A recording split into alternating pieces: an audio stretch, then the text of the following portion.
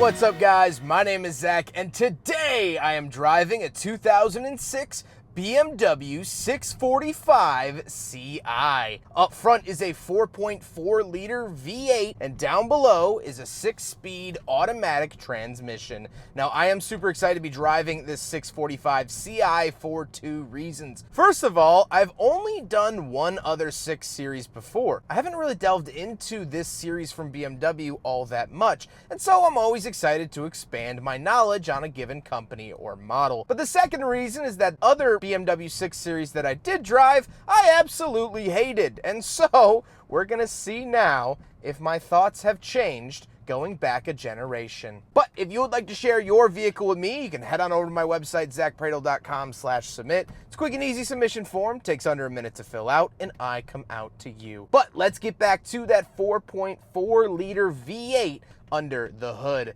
Well, it makes a very healthy 329 horsepower, which is a beautiful sight to behold and a beautiful feeling, as you'll see here in a moment. However, right off the bat, the owner says this BMW 6 Series has been less than reliable. Within 5 miles from when he originally purchased it, the check engine light came on, and it was a little thing here, little thing there, but little things add up to big prices when it comes to BMW. Some BMW shops are charging over $300 an hour for labor. So if you want the fast track to bankruptcy, buy a cheap BMW. The saying definitely applies here. What's the most expensive BMW?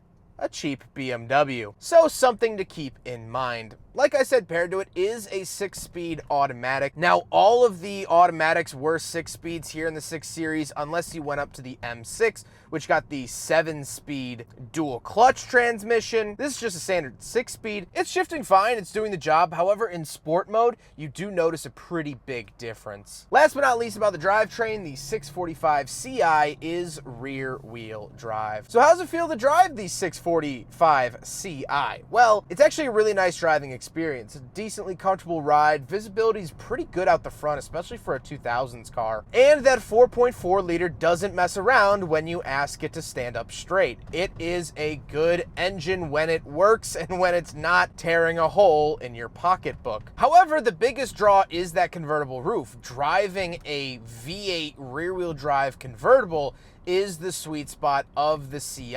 Ci means convertible, and already this is way, way, way better than the hardtop that I drove earlier. But we'll talk more about that with the exterior. But now let's talk about the interior. Well, in front of me, I have 2 physical gauges. Off to the left is my speedometer and fuel, and off to the right is my tachometer and oil temperature. In the center, I do get a little digital readout as well, but overall, I really, really like the look of these gauges. BMW has always done a fantastic job with making easy to read gauges, and that's very clear here in the 645 Ci. On the steering wheel, on the left, I have my volume, voice commands, and phone options, and off to the right I have a favorite button as well as my skip track and things of that sort. The steering wheel does feel kind of dated. It does feel very mid-2000s. This is a 2006 vehicle, so right on brand. Off to the left, I do have a climate control vent, my headlight and fog light switches, as well as gauge dimmer switches. And moving out of the door, we have our power mirrors and power windows. No power locks found over here. We'll talk about that in a second. So something super interesting that I just found out. So you see these buttons down here? When you hit this, that lights up green, and then it controls just the rear window. Very, very cool. But then we come over here, and then this one lights up green. You can turn that off. And now all 3 rear windows are controlled off of that switch. Very, very cool and very innovative design here from BMW.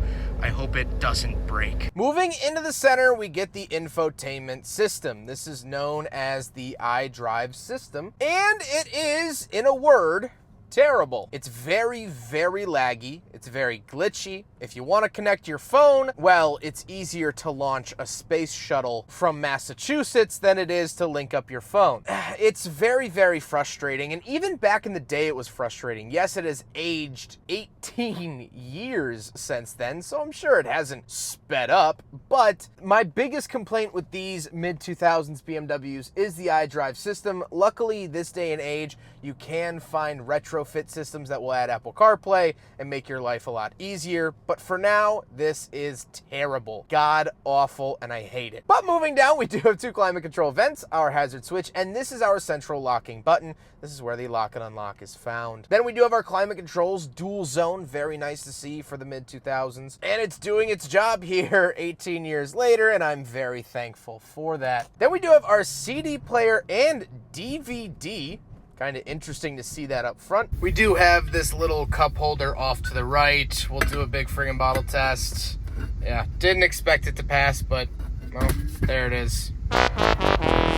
Then we get a bunch of buttons down below. So we do have our heated seat and traction control buttons, as well as parking sensors, but then in the center, we get our convertible top buttons. So it is a completely power roof. There's no manual portion to it. Super easy up and down, and here is the top operation from the outside. In case you want to see, I know a lot of people really want to see how the top works from the outside, and well, I can't blame you. It's fun to look at.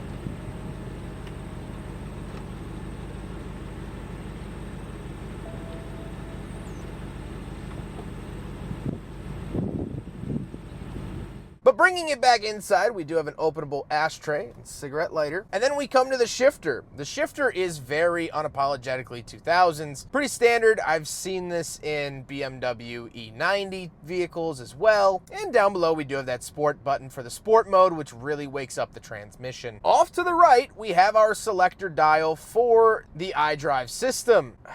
This feels unnerving. It's like there's a rubber band stuck in it and it doesn't want to move, and then it does, and then it doesn't, then it does, then it doesn't. It's a very frustrating and, well, gross feeling knob. Can't say I'm really happy with it. However, we do have menu and voice commands. I would probably stick to using voice commands, even though I hate using them. Then we do get a little center console, and we'll talk about the seats. The seats are nice and comfortable. They're the same material found in most other BMWs of the era, and I've come to love them in all of the chassis that they're offered in, not just the 6 Series. However, this is a convertible, and we do have back seats, so let's go do a back seat review. Luckily, because this is a convertible, I can actually use the sky to help get in. Here we go. Well, it's not comfortable, I can tell you that. I am back here, but not very happily. If I were a kid, or if I lost my legs, I would be very happy back here, but I'm neither of those, so. Let's go take a look at the cargo space. All right, so we're on the back of the 645 Ci. We do have a button here on the key fob that kind of unlocks the trunk, and then you have to pull it up. Honestly, for a convertible, oh, okay, this will not stay up. For a convertible, decent sized trunk. Not obviously the biggest in the world, but also not terrible. I'm definitely not mad at that. Oh! So when the top is up, I could fit more briefcases. Good to know. All right, well, if you need to fit 3 briefcases instead of 1, put the top up. There you go. Now we gotta talk about the looks, and I'm not a big fan. I think it's a little bit of a fish out of water type scenario. It seems to have a face that only a mother could love and only a cool guy could drive. So I don't think it particularly won any design contests, but it is growing on me, and it is very, very mid-2000s, so I like that sort of time capsule of styling, at least while looking at it. But with all of that being said, let's get on to my final thoughts. What do I think driving a BMW 645 Ci? Well, I actually really enjoyed it for the most part. There's little things that really bother me. Like I said, the infotainment's terrible. I don't think it's quite the looker, and the maintenance is a little terrifying to me. But the redeeming quality of this car is the convertible top. When you put the top down, you hear the V8, it's such a fantastic driving experience.